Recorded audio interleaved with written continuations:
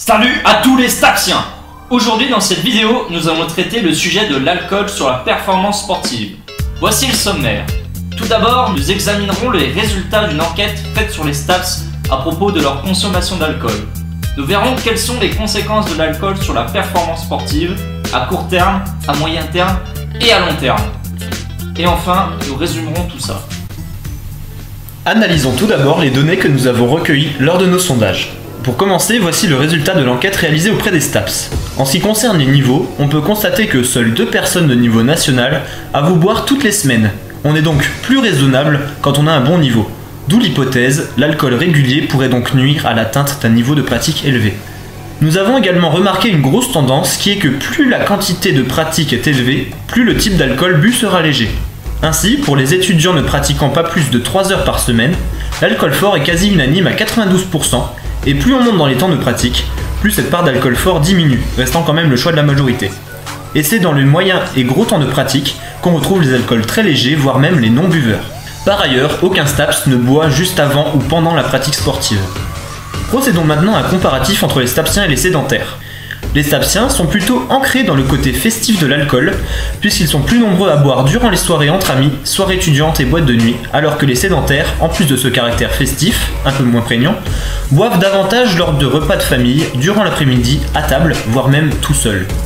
Cela dit, le type d'alcool privilégié d'un Stapsien sera les alcools forts, alors qu'un sédentaire sera plutôt soit alcool très léger, soit alcool fort. Un Stapsien termine généralement la soirée plus alcoolisé qu'un sédentaire. Suite à notre analyse de la consommation stapsienne, nous allons étudier les conséquences que peut avoir l'alcool sur le sportif à court, moyen et long terme. Quel serait alors l'intérêt pour les sportifs de haut niveau de consommer de l'alcool? Avec la consommation d'alcool, les sportifs recherchent la désinhibition, un effet anxiolytique de manière à diminuer le stress. Certains athlètes voient leur capital confiance augmenter après une prise d'alcool et se sentent mieux pour finir une épreuve.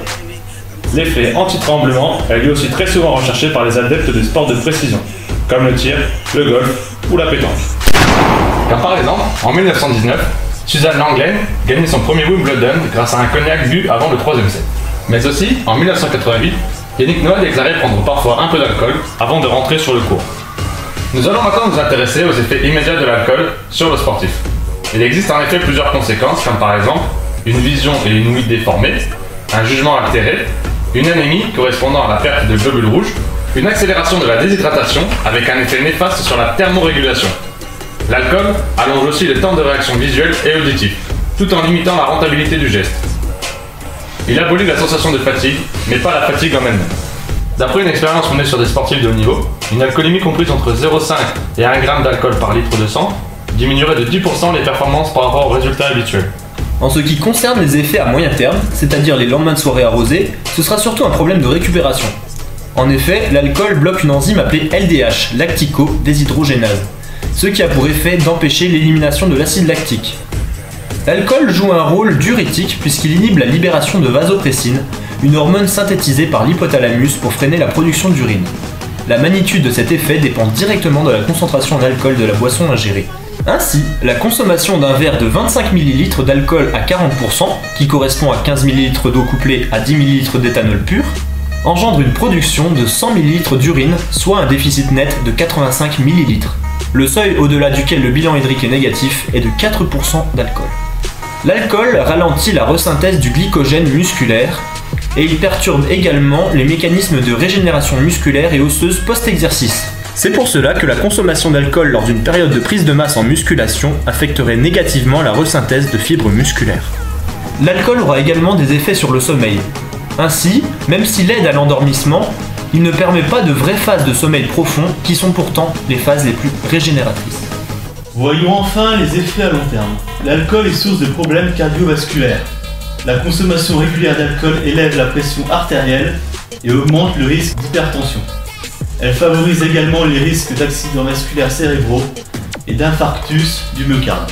De plus, une consommation régulière et excessive peut être responsable de troubles de l'attention, de la concentration, de la mémoire, des capacités d'abstraction et des fonctions exécutives.